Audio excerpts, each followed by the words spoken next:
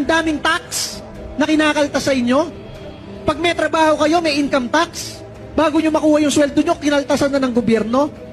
Pag may bibiling kayo sa 7-Eleven o sa tindahan, kahit may trabaho kayo o wala, may value-added tax pa. Nakaltasan ka kanina sa trabaho, pag bili mo pa ng pagkain, may tax na naman.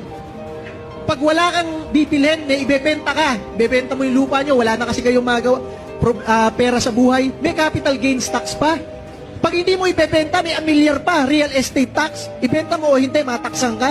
Ngayon, kapag wala ka nang gagawin, hindi ka magtatrabaho, hindi ka bibili, hindi ka magbebenta, ilalagay mo lang sa bangko, pati yung pera mo sa bangko, nilagyan na rin ng tax. Napakaraming tax. Sana man lang kung nakikita natin na lahat ng ginagawa ay maaayos, lahat ng opisyal ng gobyerno ay nagsisilbi ng ayos. Pag pumunta ka sa ibang bansa, katulad ng Hong Kong, 8 milyon lang ang tao pero 8 ang MRT. Pag pumunta ka sa Korea, doon sa Kapitolyo nila, 10 milyon lang ang tao, 24 ang MRT. Hindi 24 yung estasyon, 24 yung linya. Pupunta ka lang sa kanto, sakay ka ng MRT, baba mo, mamaya ibang MRT naman.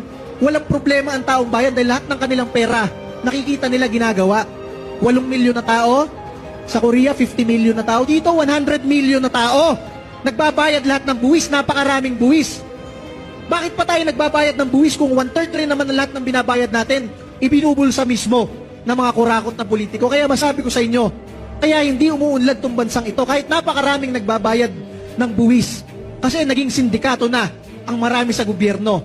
Yung mga kongresista na dapat nagbabantay